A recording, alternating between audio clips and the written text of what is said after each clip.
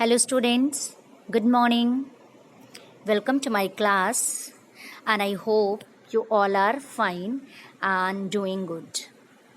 And what we studied yesterday? We studied phrases and clauses. Okay, so tell me, did you understand? आपको समझ में आया?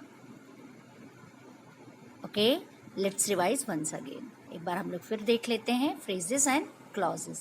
phrases क्या होता है? वाक्यांश and clauses उपवाक्य. ये दोनों ही सेंटेंस के पार्ट होते हैं. एक सेंटेंस के पार्ट होते हैं. इन दोनों में अंतर क्या है ये जानना आपके लिए बहुत ज़्यादा ज़रूरी है. कल हमने पढ़ा है इसे, आप एक बार फिर से देख लीजिए.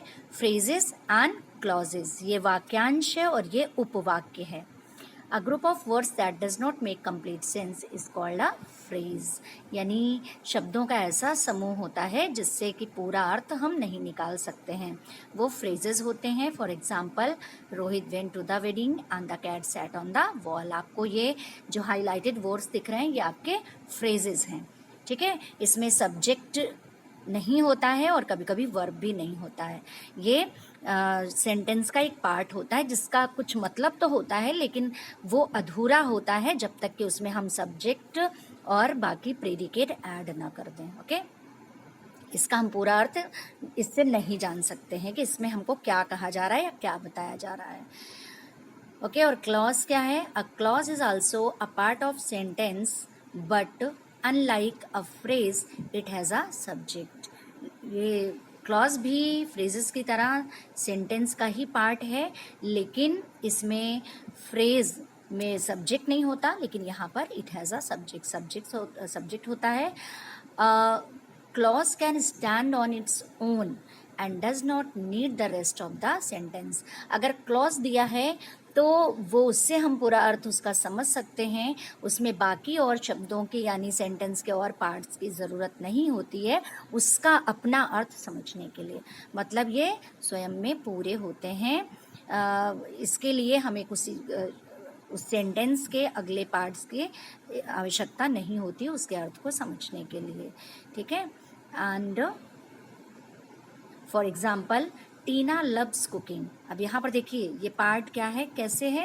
टीना loves cooking and she wants to be a chef. She wants to be a chef. अब यहाँ पर ये जो हाईलाइटेड वर्ड्स हैं ये आपका क्लॉज है. She wants to be a chef, वह शेफ बनना चाहती है. ठीक है, लेकिन यहाँ पर इसके पहले क्या दिया गया है? Tina loves cooking. टीना को खाना पकाना अच्छा लगता है और वो शेफ बनना चाहती है. तो यहाँ देखिए she wants to be a chef, इसको यहाँ पर अगर हम ये ऐड नहीं भी करते हैं तो भी ये पूरा हमें क्या बता रहा है? अर्थ समझा रहा, बता रहा है. ठीक है, इसमें एडिशनल और है, इसमें ऐड कर देंगे तो हमें पूरी बात उसकी समझ में आ जाएगी. लेकिन यहाँ पर भी ये अपने आप में क्या है? संपूर्ण है. Next one, I think you have made a mistake. अब देखिए, आई थिंक मुझे लगता है, you have made a mistake तुमने गलती की है. तो यहाँ पर you have made a mistake अगर इतना ही हम लिखते हैं तो भी यहाँ पर देखिए सब्जेक्ट है, वर्ब है और ये पूरा कंप्लीट है अपने आप में.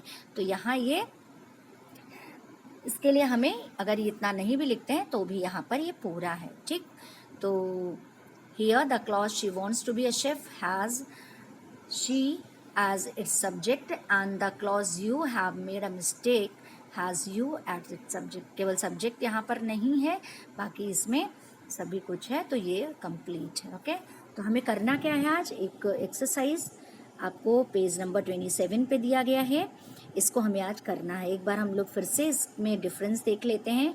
Phrases do not contain a subject and predicate.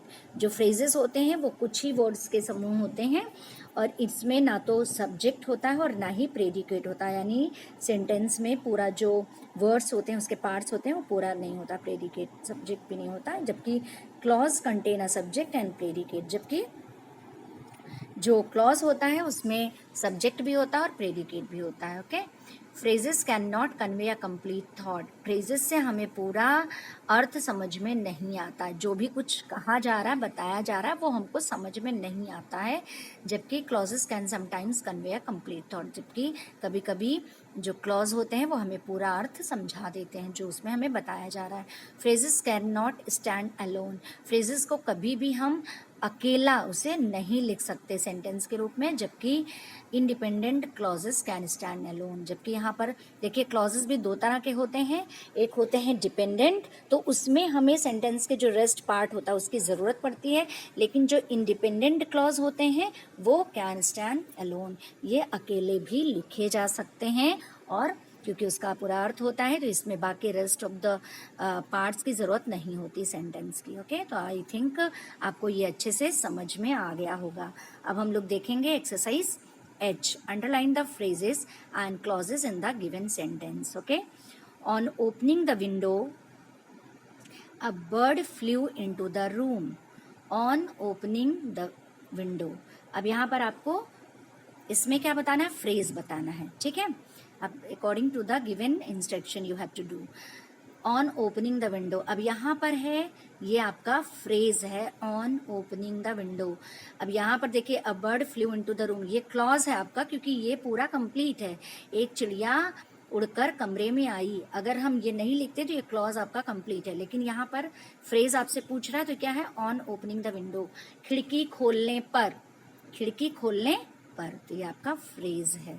Okay, तो ये हम यहाँ पर इसको हमको अंडरलाइन करना है। ओके, जैसे हमने इसमें बाकी अंडरलाइन किया है उसी तरह से आपको यहाँ पर भी अंडरलाइन कर देना है on opening the window. Okay, you have to do it by yourself, खुद से करिएगा on opening the window. Second one, it is so sad that we won't be visiting our aunt next year. इसमें क्या हमको बताना है, clause बताना है, ठीक। It is so sad, it is so sad. अब ये हमारा देखिए जिसमें दो क्लॉज दिए गए हैं, that we won't be visiting our aunt next year, हम अगली साल अपने आंट के यहाँ नहीं जा सकेंगे। तो यहाँ पर ये आपका clause we won't be visiting our aunt next year, आपको यहाँ से लेकर वी से पूरा नेक्स्ट ईयर तक नीचे अंडरलाइन करना है।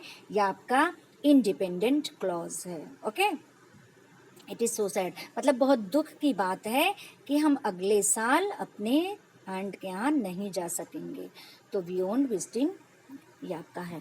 थर्ड वन आप देख लीजिए, the player who broke his leg will not be playing in the big game. आपको बताना है फ्रेज, तो फ्रेज हमारा क्या होगा, playing in the big game. Okay,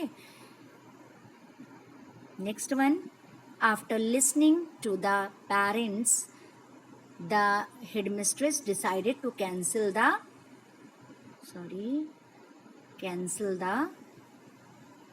camping trip after listening to the parents।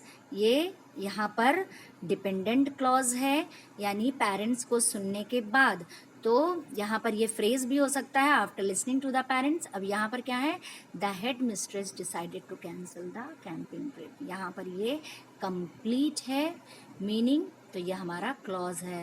Head mistress ने camping trip cancel करने का निर्णय लिया, ठीक।